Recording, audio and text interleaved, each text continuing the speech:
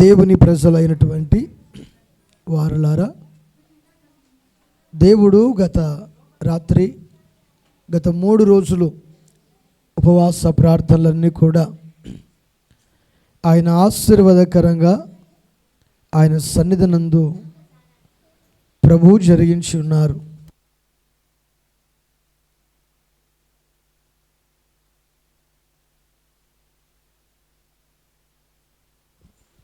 ఆ రాత్రి కృపగలిగిన ఉపదేశముల చేత మరి నేను పాశ్రమ దేవుని వాక్యాన్ని అందివ్వడం జరిగింది. చక్కగా వాగ్దానాలు కూడా తీసుకొని సంతోషించుచు మీరు మీ గృహాలకు వెళ్ళారు. దేవుని యొక్క కృప, దేవుని కనికరము మీ మీద ఉంది కనుక మీరందరూ క్షేమాధారమగు దేవుని వైపు చూసి ఆనందించేటువంటి వ్యక్తులుగా ఉండాలని దేవుని పేరట మనవి చేస్తున్నా. ముందుగా ముఖ్యంగా మీకు నూతన సంవత్సర శుభాకాంక్షలు. అందరికీ wish you happy new year. 2026వ సంవత్సర శుభాకాంక్షలు. దేవుడు మిమ్మల్ని దీవించునుగాక. మంచిది. ఈరోజు నుంచి మన జీవితాలు రాత్రి ఏ వాక్యం విన్నారండి? చెప్పాలి. ఏ వాక్యం విన్నారు? ఎవరి ఆలోచన? దేవుని ఆలోచన చేత మనము నడిపించబడాలి. ఎవరి ఆలోచన చేత? దేవుని ఆలోచన చేత. ఒక వ్యక్తికి దేవుడు ఎప్పుడు ఆలోచన చేస్తాడు? ఒక వ్యక్తికి దేవుడు ఎప్పుడు ఆలోచన చెప్తాడు? ఎవరికి చెప్తాడు అంటే తన యందు భయభక్తులు గల వారికి ఆలోచన చెప్తాడు. తన దగ్గర ఉన్నవారికి ఆలోచన దేవుడు చెప్తాడు అని గత రాత్రి మీరు విన్నారు. ఈ పూట మీ కొరకు నేను ప్రార్థన అయిన తర్వాత 3 గంటలప్పుడు, మీరందరూ ఎక్కడెక్కడ వెళ్ళిపోయారు కదా, 3 గంటలప్పుడు నేను మోకరించి ప్రార్థన చేసుకొని ఏం చెప్పాలా ప్రభువా అంటే, ప్రభు ఒక మాట ప్రేరేపణ కలగజేశాడు, చూపించాడు వాక్యంలో. ఆ మాట నేను బైబిల్ చదువుతూ ఉంటే జ్ఞాపకం వచ్చింది. ఇర్మియా రాసిన గ్రంథము 31వ అధ్యాయము. మీకు అందరికీ సుపరిచితమైన వాక్యమే. ఇర్మియా రాసిన గ్రంథము 31:3 చదువుదామా? ఈ మాట మీరు బాగా గుర్తుంచుకోండి. చాలా కాలం క్రిందట యెహోవా నాకు ప్రత్యక్షమై ఇట్లా నేను మాట్లాడుచు, శాశ్వతమైన ప్రేమతో నేను నిన్ను ప్రేమించుచున్నాను గనుక విడువక నీ ఎడల కృప చూపుచున్నాను. గట్టిగా చప్పట్లు కొట్టి ప్రభుని స్తుతిద్దామండి. ఇర్మియా రాసిన గ్రంథంలో ప్రవక్త, దేవుని సేవకుడు తల్లి గర్భములో పిండముగా ఉన్నప్పుడే దేవుడు ఏర్పాటు చేసుకున్న సేవకుడు ఇర్మియా. ఇర్మియాను దేవుడు ఒక వయసు వచ్చిన తర్వాత సేవకు పంపలేదు. ఒక వయసు వచ్చిన తర్వాత దేవుడు సేవకు పంపలేదు. ఎప్పుడు పంపాడంటే బాలునిగా ఉన్నప్పుడే. బహుశా 13-14 సంవత్సరాల కాలము అయి ఉండవచ్చేమో అని నేను అనుకుంటున్నాను. బాలునిగా ఉన్నప్పుడే, పెద్ద వయసు ఏమి కాదు. లేక 16 సంవత్సరాలు దాటిన తర్వాత, యవన వయసులోకి వచ్చిన తర్వాత, లేకపోతే మంచి 30 సంవత్సరాలకో 25 సంవత్సరాలకో పంపలేదు. బాలునిగా ఉన్నప్పుడే దేవుడు ఇర్మియాను పంపుతున్నాడు. నువ్వు వెళ్ళు అంటున్నాడు. ఇర్మియా అంటున్నాడు, అయ్యా నేను బాలుడను కదా, నేను వెళ్ళలేను, మాట్లాడడానికి నాకు ధైర్యము చాలదు, నేను భయపడిపోతాను, నాకు అంత సీన్ లేదండి బాబు, నేను చెప్పలేను వాక్యము, నేను సువార్తను ప్రకటించలేను అంటా ఉంటే, నువ్వు భయపడితే నిన్ను భయపెట్టిస్తా, నువ్వు భయపడితే నిన్ను భయపెట్టిస్తా. గనుక నువ్వు భయపడవద్దు, నేను నీకు తోడై ఉన్నాను, విడువక నీ ఎడల కృప చూపుచున్నాను అని ఇర్మియాను దేవుడు ఆ బలపరిచి పంపించాడు సువార్త విషయంలో. ఆనాటి కాలంలో యూదుల రాజులు, ఇశ్రాయేలుల రాజులు ఉన్నారు. దేవుని మాటను లెక్క చేయని వారందరినీ దేవుడు ఇంచుమించు 70 సంవత్సరాలు బబులోను రాజైన నెబుకద్నెజరునకు యెరూషలేములో ఉన్న ప్రజలందరినీ కూడా అప్పగించినట్లు దేవుని వాక్యములో రాయబడింది. ఇర్మియా ఎన్నో మార్లు చెప్తా ఉన్నాడు, మీరు బంధించబడతారు, శత్రువుకు అప్పగించబడతారు, మీరు చెరలోకి వెళ్తారు, చెరలో ఉంటారు, మీరు ఇబ్బందులు ఎదుర్కొంటారు, శత్రువు వస్తాడు, మిమ్మల్ని తీసుకొని వెళ్ళిపోతాడు, దేవుడే అప్పగిస్తున్నాడు అని ఎన్నో పర్యాయములు దేవుడు మాట్లాడినా కానీ ప్రజలు, రాజుతో పాటు ఉన్నటువంటి అబద్ధ బోధకులు, ఏ బోధకులు? అబద్ధ బోధకులు. దేవుడు దర్శనం ఇవ్వకున్నా దర్శనమిచ్చాడని, దేవుడు మాట్లాడకున్నా మాట్లాడి ఉన్నారని, దేవుడు పిలవకున్నా పిలుపు లేకపోయినా దేవుడు పిలిచాడని కల్లిబొల్లి మాటలు ఏవో చెప్తూ వారు ప్రయాణము చేస్తూ రాజుగారి దగ్గర రాజుగారి డబ్బా కొట్టేటువంటి వారు ఆ స్థలములో ఉన్నారు. కానీ అలాంటి వారందరికీ భయంకరమైనటువంటి శిక్ష వచ్చిందని దేవుని వాక్యములో వినాలి, దేవుని వాక్యములో వ్రాయబడి ఉన్నది. అయితే ఈ ఇర్మియాతో దేవుడు మాట్లాడేటువంటి మాట ఏమిటంటే, చాలా కాలము క్రిందట, ఎన్ని రోజుల క్రిందట ఎన్ని రోజుల క్రిందట? చాలా కాలము. ఇప్పుడు మనము కాలాన్ని కొలవాలంటే క్రీస్తు పూర్వము, క్రీస్తు శకము అని మనము యేసుక్రీస్తు ప్రభువారిని ఆధారము చేసుకొని కాలము 2గా విభజించబడింది.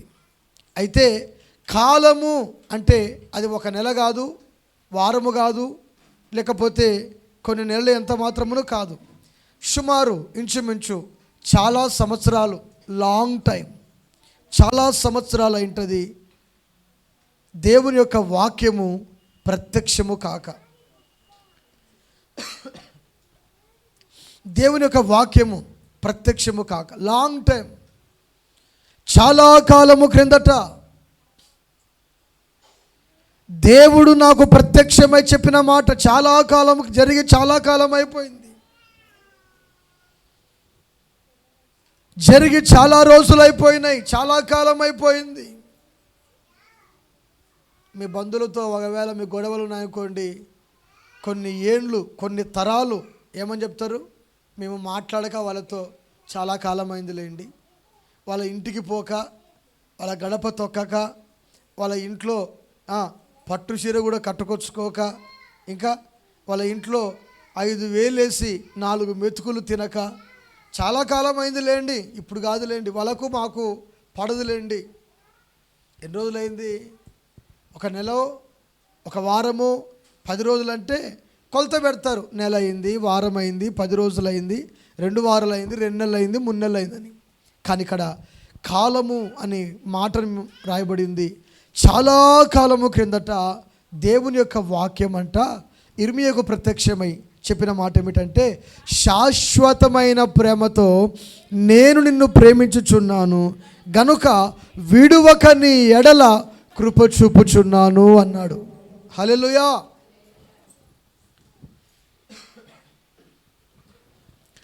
చాలా కాలం అయిపోయింది, చాలా కాలం కిందట దేవుడు నాకు ప్రత్యక్షమై చెప్పాడు, దేవుని వాక్యము నాకు వినబడింది, దేవుని వాక్యము నాకు దర్శనమిచ్చింది, దేవుని వాక్యము నాతో మాట్లాడి ఉన్నది. ఆ వాక్యమైన దేవుడు నాకు సెలవిచ్చేటువంటి మాట ఏమిటంటే, శాశ్వతమైన ప్రేమతో నేను నిన్ను ప్రేమిస్తున్నాను. అందరూ చెప్పండి ఒకసారిగా, శాశ్వతమైన ప్రేమతో నేను నిన్ను ప్రేమిస్తున్నాను. మనము ఆరాధించేటువంటి మన దేవుడు ఎవరు అంటే, మనలను ప్రేమించేటువంటి దేవుడు. ఎవరిని ప్రేమించేటువంటి దేవుడు? చెప్ప ఎవరిని ప్రేమించేటువంటి దేవుడు? మనలను ప్రేమించేటువంటి దేవుడు. నా వైపు చూడాలి. ఎవరిని ప్రేమించేటువంటి దేవుడు? మనలను ప్రేమించేటువంటి దేవుడు. నేను అంటాను ఒక మాట, ఆయన మనల్ని ప్రేమిస్తున్నాడు అని నిదర్శనం ఏమిటంటే రేపటి దినాన్ని మనము చూడగలుగుతున్నామంటే ఆయన దృష్టిలో మనం ఉన్నాము, ఆయన మనలను ప్రేమిస్తున్నాడు.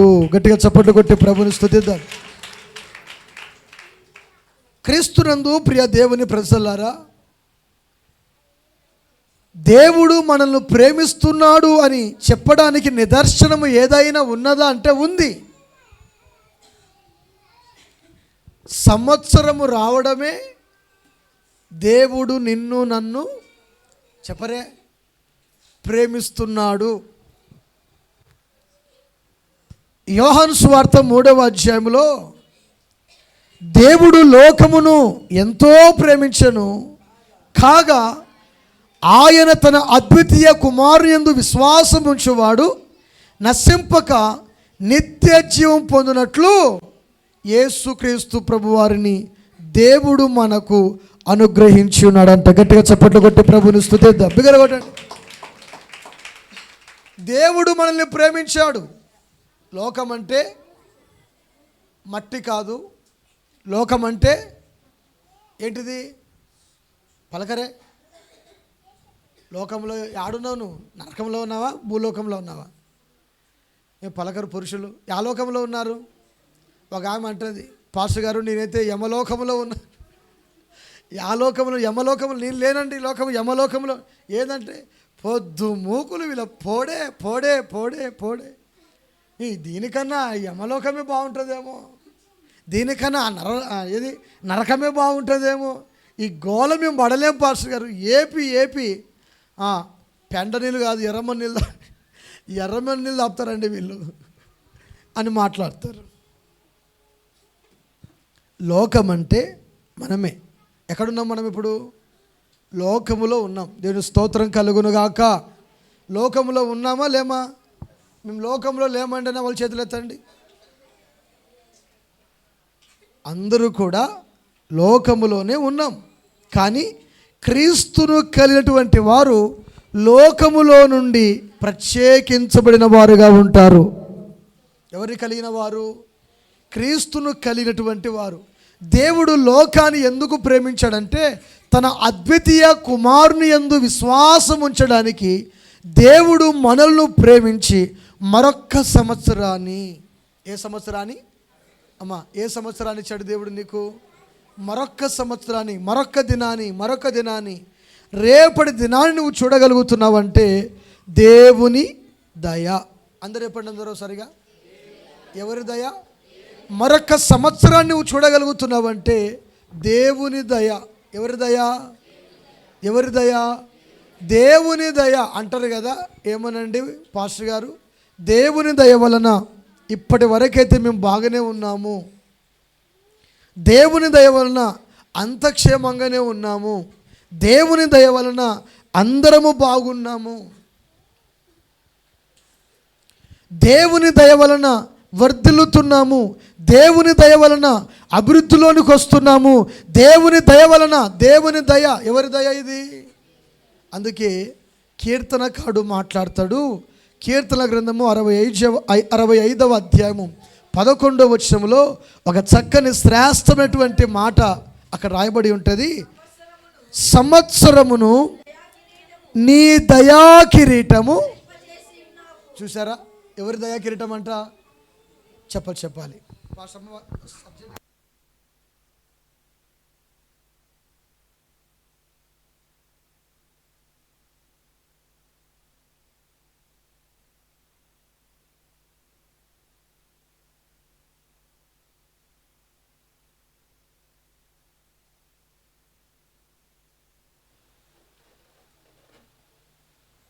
11లో సంవత్సరము నీ దయా కిరీటము ధరింపచేసి ఉన్నావు.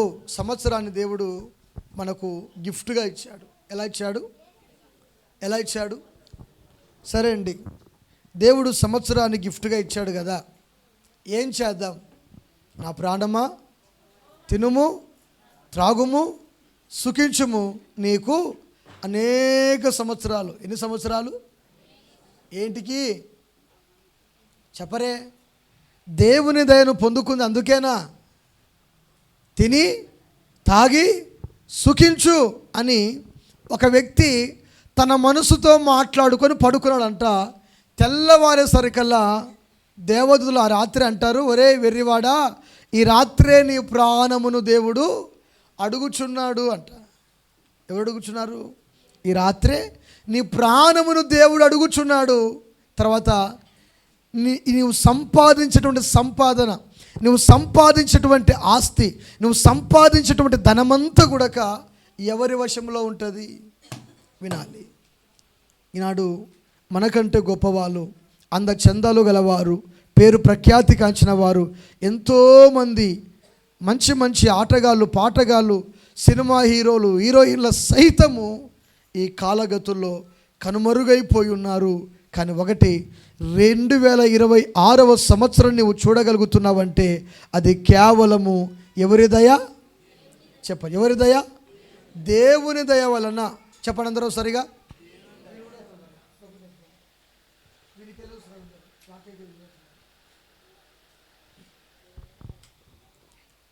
ఎవరి దయ? దేవుని దయ. దేవుని దయ వలన 2026వ సంవత్సరాన్ని మనము చూడగలుగుతున్నాము. అందుకే కీర్తనకాడు అంటాడు, సంవత్సరము నీ దయా కిరీటము ధరింపచేసి ఉన్నావు. సంవత్సరాన్ని దేవుడు అంట ఒక వస్త్రాన్ని మనము ఎలా ధరించుకుంటామో, ఆభరణములు మనం ఎలా ధరించుకుంటామో గమనించాలి. సంవత్సరాన్ని కూడా దేవుడు అలాగే మనకు ధరింపచేశాడంట. దేవుడు మనకు ధరింపచేయుట గొప్ప భాగ్యం అండి. ఎవరు ధరింపచేయుట? చెప్పాలి. ఎవరు ధరింపచేయుట? దేవుడు మనకు సంవత్సరాన్ని చూసేటువంటి భాగ్యాన్ని ఇచ్చాడు. మీ బంధువులు, మీ స్నేహితులు, మీకు పరిచయం ఉన్న వ్యక్తులు ఎంతమంది కాలగతుల్లో కనుమరుగైపోలేదు? పోయినారా? పోలేదా? అవునా కాదా? వారు మట్టికి మన్నుగా మార్చబడ్డారు. కానీ ఈ దినాన్ని నువ్వు చూడగలుగుతున్నావంటే దేవుని దయ పొందుకున్న నీవు, నా ప్రాణము తినుము త్రాగుము సుఖించుము అనే మాట నీ నోట ఉండకూడదు. 103వ కీర్తనలో రాయబడినట్లు యెహోవాను సన్నుతించనాలి. కొట్టు చప్పట్లు గట్టిగా.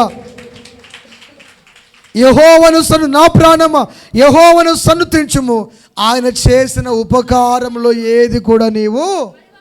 అందుకే సంవత్సరాన్ని ఇచ్చాడు. ఎందుకు ఇచ్చాడు? యెహోవాను సన్నుతించడానికి. ఎవరిని సన్నుతించడానికి? పెద్దలు యేసన్న గారు పాడుకున్నారు కదా, సన్నుతించెదను దయాళుడవు నీవని, యెహోవా నీవే దయాళుడవని నేను సన్నుతించెదను. యెహోవా దయాళుడని మనము దేవుని సన్నుతించాలి, స్తుతించాలి. ఇంత గొప్ప భాగ్యం ఇచ్చారు నాయన. చాలా కాలము క్రిందట దేవుడు నిన్ను ప్రేమించాడు గనుక శాశ్వతమైనతో ప్రేమించాడు గనుక దయాకిరీటం ఇచ్చాడు గనుక తినుము త్రాగుము సుఖించుమనకూడదు. నువ్వు దేవుని స్తుతించాలి. వాటిని తింటూ ఏం చేయాలి? ఆహారమును తింటూ దేవుని స్తుతించాలి.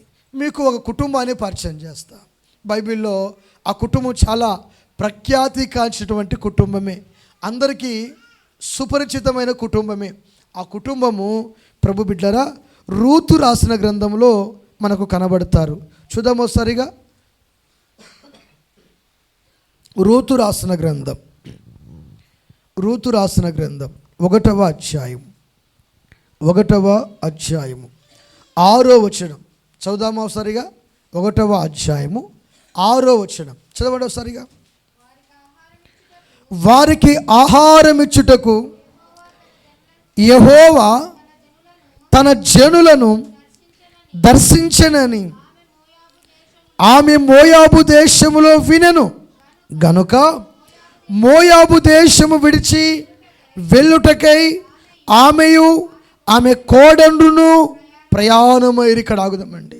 6వ వచనంలో మనం ఉన్నాము. ఇప్పుడు ఎక్కడున్నాము? పైన పెద్ద చరిత్ర జరిగిపోయింది. ఏం జరిగిపోయిందంటే 10 సంవత్సరాలు బెత్లెహేము అనబడిన ఆశీర్వాదమునకు నిలయము, రొట్టెలు సమృద్ధిగా ప్రదేశమైనటువంటి బెత్లెహేములో ధాన్యము సమృద్ధిగా ఉంది, ధనము సమృద్ధిగా ఉంది. అలాంటి సమృద్ధికరమైనటువంటి ప్రదేశంలో కొంతకాలం మాత్రమే కరువు వచ్చిందంతే. దానికి వారు ఏం చేశారంటే భార్య, భర్త, పిల్లలు, 2 కుమారులు ఆమెకు. నయోమికి 2 కుమారులు, ఆమె భర్త, ఆమె 2 కుమారులు. వారు ప్రయాణమై మోయాబునకు వెళ్ళారు. ఇంచుమించు మోయాబు దేశంలో 10 సంవత్సరాలు ఉన్నారు. ఎన్ని సంవత్సరాలు ఉన్నారు? చెప్ప ఎన్ని సంవత్సరాలు ఉన్నారు? 10 సంవత్సరాలు ఉన్నారు. ఈ 10 సంవత్సరాల కాల వ్యవధిలో 10 సంవత్సరాలని కాలం అంటారా, చాలా కాలం అయిందంటారా, చాలా సంవత్సరాలు అయిందంటారా, లేకపోతే సంవత్సరం అయింది అంటారా? చాలా సంవత్సరాలు. 10 ఏళ్ళు అంటే 10 years బ్యాక్. అమ్మో, 10 సంవత్సరాల క్రిందట వారు బెత్లెహేమును విడిచి మోయాబుకు వెళ్ళిపోయారు. ఈ మోయాబుకు వెళ్ళిపోయేసరికి ఆ ప్రాంతంలో తెలియని ఒక శాపం వారిని వెంటాడుతూ వచ్చింది. ఏ శాపం అయ్యా అంటే, ఆ ప్రాంతంలో అడుగుపెట్టిన కొద్ది రోజులకు లేక కొన్ని సంవత్సరాలకు భయంకరమైనటువంటి ప్రభావము, వ్యాధి చేత ఆ ప్రాంతంలో కలవరాల మధ్యలో ఉన్నారు. కొన్ని రోజుల తర్వాత మోయాబు దేశంలోనే ఉండి మోయాబు స్త్రీలలో మంచి అందగత్తెలను తీసుకొని వచ్చి నయోమి తన 2 కుమారులకు వివాహము చేసింది. వాళ్ళు అక్కడే సెటిల్ అయిపోయారు. అనుకున్నారు, ఇంకా మన జీవితాలు ఇంతే, బెత్లెహేమునకు ఏం వెళ్తాంలే, బెత్లెహేముతో మనకేం పని ఉందిలే. యేసుప్రభు వారు ఎక్కడ పుట్టారండి? యా ఊర్లో పుట్టారు? పలకరే. కల్లూరులో పుట్టారా, కర్నూలులో పుట్టారా? చెప్పాలి నాకు. ఎక్కడ పుట్టారు? యేసుప్రభు వారు బెత్లెహేములో పుట్టారు కదా. అదే బెత్లెహేము ఆశీర్వాదానికి నిలయము. ఆ ప్రాంతం, ఈ బెత్లెహేము అనబడిన ప్రదేశంలో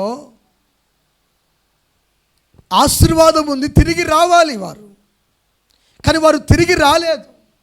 వారు రాక అక్కడే ఉన్నారు. ఎక్కడున్నారు? మోయాబులోనే ఉన్నారు. మోయాబులోనే ఆమె తన కుమారులకు వివాహము చేసింది. మోయాబులోనే వారు సెటిల్ అయిదాం అంతే మన జీవితం అనుకున్నారు. కొంతకాలానికి నయోమి భర్త చనిపోయాడు. ఎవరు చనిపోయారు? చెప్ప ఎవరు చనిపోయారు? నయోమి భర్త చనిపోయాడు. ఆయన చనిపోయిన తర్వాత ఇంకొంతకాలానికి ఇంకో 2 సంవత్సరాలు 3 సంవత్సరాలు గడిచిపోయింది. ఆ ప్రాంతంలో నయోమికి ఉన్నటువంటి 2 కుమారులు కూడా చనిపోయారు. ఎవరు చనిపోయారు? ఏమండి పాస్టర్ గారు, ఇది చెప్పడానికైనా కొత్త సంవత్సరం అంటే ఏదో డ్యాన్సులు వేసి పాటలు పాడి మంచిగా ఏదో పంపిస్తారేమో అనుకున్నాను, కానీ సావు కబురు చెప్తున్నావు అంటే వాక్యంలో చెప్తున్న దేవుని ప్రేమను ఎవరు ఎట్లా కాదనుకున్నారు, దేవుని ప్రేమను వినాలి, దేవుని ప్రేమను ఎవరు ఎలా కాలదనుకున్నారు అనేటువంటి సంగతిని గురించి మాత్రమే చెప్తున్నాను నేను. మోయాబు దేశంలో వారి 2 కుమారులు కూడా చనిపోయారు. ఇప్పుడు నయోమి 2 కుమారులు చనిపోయారు. నయోమి కుమారులు చనిపోయేసరికల్లా నయోమి కోడళ్ళు కూడా విధవరన్లుగా మారిపోయారు. నయోమి కోడళ్ళు చాలా అందగత్తెలు. వారిద్దరు కూడా ఏమైపోయారు? వినాలి, వారిద్దరు కూడా విధవరన్లుగా మారిపోయారు. ఆమెయు విధవరాలే. 10 సంవత్సరాల తర్వాత మోయాబులో వార్త వినబడిందంట. వినాలి, మోయాబులో ఏ వార్త వినబడిందంటే, వారికి ఆహారం ఇచ్చుటకు యెహోవా వారిని, చూడండి, యెహోవా తన జనులను చూసారా 10 సంవత్సరాల తర్వాత ఆమె వార్త వినది. అమ్మా నాకు చూడాలి, 10 సంవత్సరాల తర్వాత ఆమె ఏ వార్త వినదంటే, యెహోవా తన జనులను దర్శించెను, పంటలు బాగా పండుతున్నాయని, వరుమడి బాగా పడుతుందని, జొన్నలు, గోధుమలు, సజ్జలు, కొర్రలు, రాగులు సమృద్ధిగా ధాన్యము పడుతుందని వారు విన్నారు. ఎవరు విన్నారంటే నయోమి విన్నది. విన్న తర్వాత తన ఇద్దరు కోడళ్ళు ఆమె ప్రయాణమై వెళ్దామని మూట, ఆ సట్ట మూట అంతా కూడా సర్దుకున్నారు. సర్దుకొని ప్రయాణం అవుతూ ఉంటే, అరే రే నా కోడళ్ళరా, నేనంటూ ముసలిదాన్ని, రేపో మాపో సచ్చేదాన్ని, నా కాటికి మీరు రావద్దండి, నా కాటికి మీరు రావద్దండి. మీరు మీ ఇంట్లోనే ఉండి మీ తండ్రి ఇంటికి వెళ్ళిపోయి మీరు మీ తండ్రి చెప్పిన మాట ప్రకారంగా ఇంకో పురుషుని వివాహం చేసుకోండి అని ఆమె తన కోడళ్ళకు భరోసా ఇచ్చింది. పెద్ద కోడలు కౌగిలించుకొని ముద్దు పెట్టి విడిచిపెట్టి వెళ్ళిపోయింది. రెండో కోడలు కౌగిలించుకొని హత్తుకొని హత్తతోనే మరణ పర్యంతం వరకు ఉన్నట్లు దేవుని వాక్యంలో వ్రాయబడింది. నేను చెప్పేటువంటి మాట ఏమిటంటే, యెహోవా ఒక వ్యక్తిని ప్రేమించిన తర్వాత ఆ వ్యక్తికి ఆహారము కొదువ చేయడు. యెహోవా ఆకాశము నుండి తగిన కాలమును సమృద్ధిగా వర్షమును కురిపిస్తాడు, మంచును కురిపిస్తాడు, పంటను పండిస్తాడు, తగిన కాలమందు ధాన్యమును సమకూర్చేటువంటి దేవుడు. అయితే దేవుని ప్రేమను కాదనుకొని వీరు ఎక్కడికి వెళ్ళిపోయారంటే శపితము, శాపపూరితమైనటువంటి ప్రదేశమైన మోయాబునకు వారు వెళ్ళిపోయారు. గనక ఆ ప్రేమలో ఆ ప్రాంతానికి వెళ్ళిపోయిన తర్వాత అక్కడ దేవుని ప్రేమను విడిచిపెట్టారు, సహవాసాన్ని విడిచిపెట్టారు, సంఘాన్ని విడిచిపెట్టారు, ఆరాధన విడిచిపెట్టారు, ప్రార్థన విడిచిపెట్టారు. ఎక్కడికి వెళ్ళిపోయిన తర్వాత చెప్పాలి. మీ బంధువులతో దేవరకు జాతరలకు వెళ్తే, తిరణాలకు వెళ్తే కొంతమందికి తిరణాలంటే ఇష్టం కదా, తిరణాలకు వెళ్తే అవునా కదా, తిరణాలకు వెళ్తే ఏం చేస్తారు? ఈరోజు ఆదివారము చర్చిలో గంట మోగుతున్నా, వాక్యము వినబడుతున్నా, తిరణాలకు వెళ్ళాలి, జాతరకి వెళ్ళాలి, తిరణాల్లో ఆడాలి, పాడాలి, తిరణాలలో చిందులు వేయాలి. ఇంకొంతమంది తినాలి, తాగాలి, తిరగాలి. సాయంత్రము 4 గంటలకు ఇతగాడు సోగ్గాడై బయటికి వెళ్తాడు. రాత్రి 10-11 గంటలకు బట్టలు మాపుకొని దుమ్ము కొట్టుకొని నెత్తి చెరిగిపోయి చెమట కంపు కొడుతూ ఆడి ఇంటికి వచ్చేసరికల్లా 11 అవుద్ది.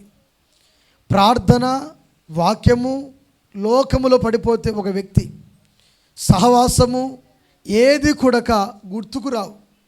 వినాలి, ఏది కూడక గుర్తుకు రాదు. మోయాబు దేశానికి వెళ్ళిపోయిన తర్వాత బహుశా నయోమి భర్తకు, వారి కుమారులకు దేవుని సన్నిధి కరువైపోయిందేమో నాకు తెలియదు. కానీ వాస్తవానికి వారు ఆ ప్రాంతంలో అడుగుపెట్టిన తర్వాత ఒక శాపం, దేవుని ఆశీర్వాదాన్ని పోగొట్టుకున్నారు. ఈనాడు చాలామంది జీవితాలు ఎలా పాడైపోతున్నాయి, ఎలా పతనమైపోతున్నాయి అంటే సహవాసములో నుండి, దేవునిలో నుండి వేరుబాటు కలిగి జీవించుట వలన. చూడండి, ఉమ్మడి కుటుంబములో ఒక మాట చెప్తాను, ఉమ్మడి కుటుంబంలో నీవు గనక ఉంటే ఉప్పు తక్కువ కాదు, నూనె తక్కువ కాదు, కారము తక్కువ కాదు. తక్కువ అవుతాయా? పలకరే. ఒంటిగాళ్ళకు ఏదో తిప్పలు ఉంటుందంట, సొంటి తిప్పలంట. అది చాలా తిప్పలు, అది తెలియదు చాలామందికి. అదే తల్లిదండ్రుల యొక్క మాట ప్రకారంగా, తల్లిదండ్రుల యొక్క అడుగుజాడలో గనక ఒక కుటుంబము గనక, అత్తమామల కింద గనక ఆ కుటుంబం గనక నడుస్తూ ఉందనుకోండి, నీ మీద కొడుకు మీద, కోడల మీద బడలు ఉండదు. ఉంటుందా? ఏముంటే ఎవరి మీద ఉంటుంది? నిన్ను పుట్టించిన నీ తండ్రికి, నీ తల్లికి భారం ఉంటుంది. రేపేం చేసుకోవాలి? నీ పని ఏంది? అత్త చెప్పిన పని, మామ చెప్పిన పనులు చేసుకుంటూ వెళ్ళిపోవాలి. వాళ్ళు చెప్తా, పాపా ఇదిగో మధ్యాహ్నానికి పప్పు చేసుకుందాం, రాత్రికి ఏదైనా కర్రీ చేసుకుందాం, ఒక రొట్టెనో చపాతో చేసుకుందాం, లేదంటే కానీ మటనో చికెనో తెమ్మని చెప్తా పెద్దోని. పెద్దలే డిసైడ్ చేసుకుంటారు, వాళ్ళే తీసుకొచ్చిస్తారు. నీకేం తక్కువ కాదు. తక్కువ అవుతుందా? నువ్వు ఎడగలికి పోయి కుండలు బొగలగొట్టుకొని కుండ మూత తెరిస్తే బువ్వ లేక, మూత తెరిస్తే పప్పు లేక ఎన్ని అగుసాట్లు పడాలనో పడతారా పడరా అండి? పలకరే. అంటే మీరందరూ మంచోళ్ళేండి, మీ గురించి చెప్పట్లేదు నేను, కొంతమంది చెప్తున్నా. కొంతమంది కలిసి ఉంటే కలదు సుఖం అన్నారు పెద్దలు. కలిసి ఉంటే కలదు సుఖం. అదే సపరేట్ కుండ పెడతా అంటే ఎండిపోతుంది. ఏమవుతుంది? ఎండిపోతుంది. అదే నువ్వు గనక సంపాదించింది ఏదో పావులో బేడ తెచ్చి వాళ్ళ చేతులు పెట్టి, సంపాదించింది ఏదో పావుల బేడో వాళ్ళ చేతులు పెట్టి, నువ్వు దర్జాగా 4 అట్ట రౌండ్ తిరిగి వచ్చేసరికల్లా మీ అమ్మనో నీ భార్యనో నీ ఇంట్లో వాళ్ళు వంట వండి పెడతారు. శుభ్రంగా తినొచ్చు, పడుకోవచ్చు, మరలా లేచి తిరిగి ప్రయాణమని పని చేసుకోవచ్చు. అదే సపరేట్ అయినావు అనుకో, పరిస్థితులు వినాలి, చాలా దారుణంగా ఉంటుంది. ఆమె ఏరుబాటు జీవితము కోరుకుందేమో తెలియదు, ప్రత్యేకంగా ఉండాలని కోరుకుందేమో తెలియదు, మొత్తానికి ఎక్కువగా సంపాదించవచ్చని వెళ్ళిపోయిందేమో తెలియదు. ఇదిగో ప్రభు బిడ్డరా, ఆ ప్రాంతాన్ని విడిచి వెళ్ళిపోయిన తర్వాత తనకున్నటువంటి 2 కుమారులు భర్త నిర్మూలమైపోయారు. ఏమీ లేని రిక్తురాలిగా మిగిలిపోయింది. ఆమె ఒక మాట మాట్లాడుతుందండి. ఆమె ఏమని మాట్లాడుతుందంటే, బెత్లెహేమునకు వచ్చేటప్పుడు చూడండి, ఒక ప్రశ్న, కరువు వచ్చింది కనుక పోయినారండి అంటారు చాలామంది. ఏమంటారు చెప్పరే? కరువు వచ్చింది కనుక, అమ్మ మెరగపేసుకు ఎంతమంది పోతారు? ఏంటి పోయినావు? కరువు వచ్చింది. అయ్యా సిగ్గులోకి ఎంతమంది పోతారు? కరువు వచ్చింది ఏమైనాం? మేము పోయినాం. కరువు వచ్చింది, పోయినాం. అదే కరువు కాలంలో దేవుని ఆశ్రయించి, దేవుని యందు విశ్వాసం ఉంచి, ప్రార్థన చేసుకొని, అక్కడ దొరికిన ఏదో కూలో నాలో పని చేసుకుంటూ నువ్వు కాలం గడిపితే దేవుడు నిన్ను పోషించలేడా? ఒక ప్రశ్న, నాకు తెలియదు, అడుగుతున్నా. దాని కింద ఆమె చెప్పిన స్టేట్మెంట్ ఎన్నో వచనంలో అయినది? 21వ అధ్యాయం 21వ వచనంలో ఆమె చెప్పిన మాట, నా మాట కాదు. ఏమనిందంట ఆమె? చదివారా మాటను? 1వ అధ్యాయం 21వ వచనంలో వినాలి. నేను సమృద్ధి గలదానినై వెళ్ళితిని, యెహోవా నన్ను ఏమి లేని ఒక రిక్తురాలిగా. బాబా ఎంతటి మాట అండి! పైన మాట రాయబడింది, నేను సమృద్ధి గలదాని అంటే బెత్లెహేములో సమృద్ధి ఉన్న తినే కూడును కాలదన్నుకొని వెళ్ళిపోట. మన భాషలో చెప్పాలంటే, బైబుల్ భాష కాదు ఇది, మన భాషలో. అవునంటారా కాదంటారా? ఏమ్మా వినాలి. అరే తిరగొద్దన్న, కూర్చోండి, ఒక చోట కూర్చోండి. నేను సమృద్ధి గలదానినై వెళ్ళాను అంటే యెహోవా నన్ను దీవించిన సంగతి, యెహోవా నన్ను ఆశీర్వదించిన సంగతి. ఎందుకంటే దేవుని వాక్యములో రాయబడిన మాట ఏమిటంటే, దేవుని యందు భయభక్తులు కలిగి జీవించేటువంటి ఒక వ్యక్తికి పిండి పిసుకు తొట్టి ఏదండి చెప్పాలి, పిండి పిసుకు తొట్టి దీవించబడుతుందంట. గట్టిగా చప్పట్లు కొట్టి ప్రభువుని స్తుతిద్దాం. హల్లెలూయా. పిండి పిసుకు, కూర్చో, మీరు కూర్చోండి, పిల్లలు కూర్చోండి. పిండి పిసుకు తొట్టి ఏమవుతుందంట? అది చెప్ప ఏమవుతుందంట? దీవించబడుతుందంట. దేవుని యందు భయభక్తులుగా పట్టెడు పిండి, బుడ్డిలో కొంచెము నూనె, ఆశీర్వాదం అంతే. ఎందుకంటే దేవుడి ప్రేమ, దేవుడు మనల్ని ప్రేమిస్తున్నాడు. దేవుని ప్రేమను కాదనుకొని వెళ్ళిపోయినందువలన కుటుంబం మీదకి శాపము తెచ్చుకున్న నయోమి వలె మనము జీవించక, మనము లేమిలో, కరువులో, కష్టాల్లో, కన్నీటి మధ్యలో సారేపాత విధవరాలు ఉంది కదా, కరువు కాలములో పోషించబడింది. ఆ విధంగా దేవుని యందు మనము భయభక్తులు కలిగి బ్రతుకుదుముగాక. అందుకని దేవుని వాక్యంలో చాలా కాలం కిందట దేవుడు నాకు చెప్పాడయ్యా, శాశ్వతమైన ప్రేమతో దేవుడు మనల్ని ప్రేమిస్తున్నాడు, విడువక కృప చూపుచున్నాడు అని వ్రాయబడింది. దేవుడు ప్రేమిస్తున్నాడు అనడానికి గల కారణం ఏమిటంటే, ప్రభు బిడ్డరా, మరొక సంవత్సరాన్ని మనము చూస్తున్నామంటే, ఏ సంవత్సరాన్ని చెప్పండి, ఏ సంవత్సరాన్ని? మరొక సంవత్సరాన్ని మనము చూస్తున్నామంటే ఇదంతా కూడా ఎవరి దయా? దేవుని దయ. దేవుడు నిన్ను ప్రేమిస్తున్నప్పుడు దేవుని ప్రేమను నీవు లోకువగా చూడకూడదు. ఎవరి ప్రేమను చెప్పాలి. ఎవరి ప్రేమను? దేవుని ప్రేమను తక్కువగా చూడకూడదు, లోకువగా చూడకూడదు. దేవుని ప్రేమను బట్టి ఇంకా నీవు కృతజ్ఞతాస్తుతులు చెల్లించాయి. దేవుని దగ్గరికి రావాలి. దేవుని ప్రేమను కలిగి నువ్వు జీవించినప్పుడు హెజ్కేలు గ్రంథము 36వ అధ్యాయము ప్రభు బిడ్డలారా అక్కడ అంటాడు 36:26 వచనం చూడు సరిగా. చూసారా? నూతన హృదయమును మీకు ఇచ్చేదను, నూతన స్వభావము మీకు కలగ చేసేదను. రాతి గుండె ఏమండి ఏమండి ఏమండి ఏ గుండె అంటే? గుండె రాయి గట్టిగా ఉంటుందా మెత్తగా ఉంటుందా? చెప్పాలమ్మా, అయ్యా చెప్పాలి, పురుషులు చెప్పాలి. గుండె గట్టిగా ఉంటుందా మెత్తగా ఉంటుందా? రాయి అన్నిటినీ పగలగొడుతుంది, అన్నిటినీ పగలగొడుతుంది రాయి.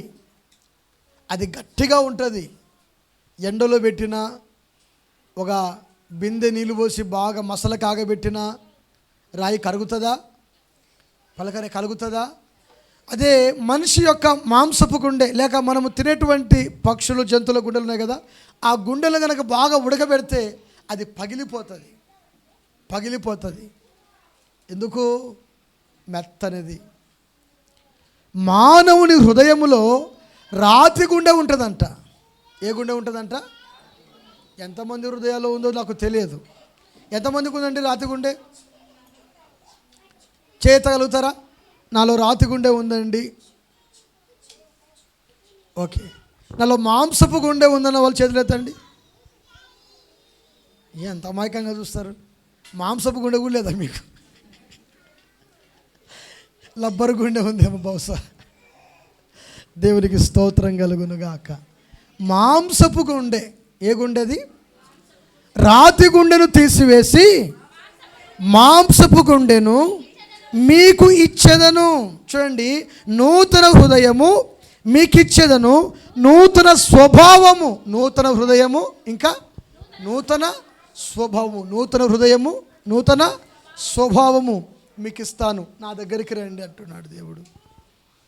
ఒకసారి ఈ మాట చెప్పి ముగిస్తాను నేను. సౌలు ఇశ్రాయేలులకు మొట్టమొదటి రాజు కాక మునుపు రాజుగా సమూయేలు ప్రవక్త అప్పుడప్పుడే అతన్ని అభిషేకించాడు. సేవకుని దగ్గర నుండి, అమ్మా వినాలి, ఎవరి దగ్గర నుండి? చెప్ప ఎవరి దగ్గర నుండి? సేవకుని దగ్గర నుండి తిరిగి వెళుదామని అటు తిరిగేసరికల్లా దేవుడు అంట అతనికి క్రొత్త హృదయం ఇచ్చాడంట. కొట్టు చప్పట్లు గట్టిగా. కొత్త హృదయం. దేవుని దగ్గరికి వచ్చి దేవుని మాటలు విన్న తర్వాత దేవుడు క్రొత్త హృదయాన్ని ఇస్తాడు.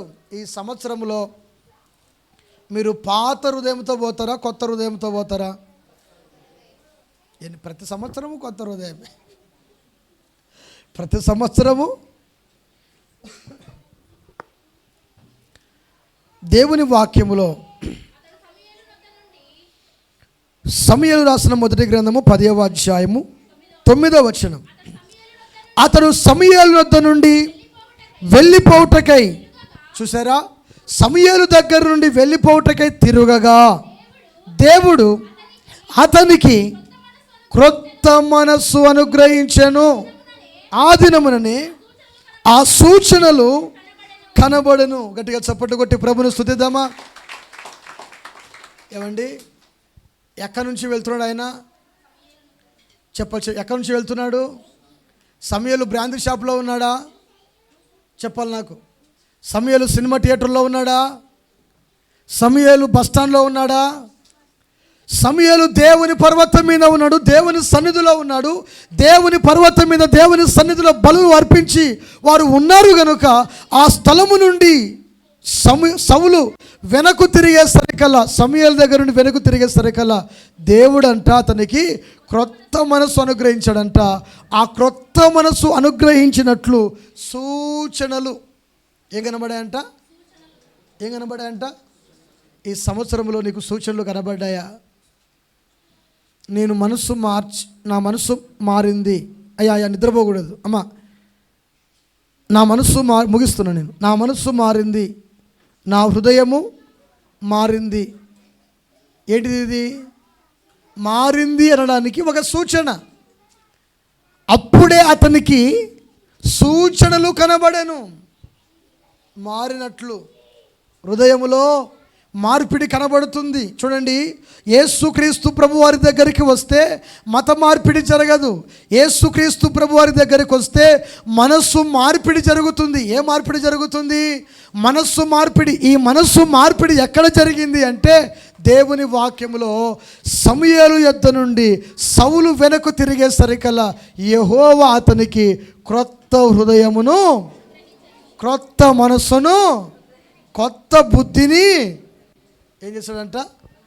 కొత్త మనసు, కొత్త హృదయము, కొత్త బుద్ధి ఆయనకు అనుగ్రహించాడు. చూడండి, కొంతమంది మాట్లాడుతూ ఉంటారు, అంతేలే నీ బతుకంతే, ఎన్ని సంవత్సరాలు చర్చికి పోయినా నీ బుద్ధే మారదు. ఏ బుద్ధి? కుక్క తోక వంకర బుద్ధి. ఏ బుద్ధి అది? కుక్క తోక దబ్బేసి కట్టండి, కట్టిన తర్వాత ఇరిగిపోయిన ఎముకైనా కానీ దబ్బేసి కట్టు కడితే కొన్ని రోజులకు అది కట్టబడుతుంది, ఎముక సెట్ అవుతుంది. కానీ ఈ కుక్క తోక గనక మనము దబ్బేసి కట్టి ఇంకో నెలకో వారానికో మనము తీసామనుకోండి, ఆ తోక, ఇట్లా ఉన్న తోక మరలా టింగ్ అని తిరుగుతుంది. ఎందుకంటే అరే ఆమె బతుకంతే, అబ్బే ఆయన బతుకంతే, కుక్క తోక వంకర. అంటే బుద్ధి, నీ బుద్ధే ఎన్ని సంవత్సరాలు వచ్చినా, ఎన్ని వాగ్దానాలు తీసుకున్నా, ఇదిగో నీ బుద్ధే మారదు అంటారు. కానీ ప్రభు బిడ్డలారా గమనించాలి, మన బుద్ధి దేవుని మందిరానికి వచ్చిన తర్వాత దేవుని మందిరంలోని వెనక్కు తిరుగుతూ ఉంటేనే క్రొత్త మనసు నా దేవుడు మీ అందరికీ దయచేయునుగాక. మీ అందరి మీద మనసు, క్రొత్త మనసు ఉంచునుగాక, క్రొత్త ఆత్మ ఉంచునుగాక. మీరు క్రొత్త మనస్సు కలిగి, క్రొత్త జీవితం కలిగి, మీ ఆత్మ నూతన పరచబడాలి, మీ ఆత్మ క్రొత్తదిగా మారాలి. మీ ఆత్మ ఎలా మారాలి? క్రొత్తదిగా. మీరు క్రొత్తగా మారిపోయినప్పుడే దేవుడు మిమ్మల్ని, మీ కుటుంబాలను ఆశీర్వదిస్తాడు. కనుక ఇప్పుడు చెప్పండి, దేవుడు నిన్ను ప్రేమిస్తున్నాడా, ప్రేమించట్లేదా? చెప్పాలి. ప్రేమిస్తున్నాడా, ప్రేమించట్లేదా? దేవుడు ప్రేమిస్తున్నాడు కనుక నీ బంధువులను, నీ భర్తను, నీ భార్యను, నీ పిల్లలను, నీ కుటుంబాన్ని, నీ తల్లిదండ్రులను నువ్వు చూడగలుగుతున్నావంటే అది కేవలము దేవుని కృప మాత్రమే. ఆయన కృప మీకు, మీ కుటుంబాలకు ఈ 2026వ సంవత్సరం మొదలుకొని రాబోయేటువంటి దినాలన్నీ కూడా ఆయన అనుగ్రహించునుగాక. దేవుడు తన పరిశుద్ధ వాక్యము దీవించునుగాక. ఆమేన్. అందరము లేచి నిలబడదాం.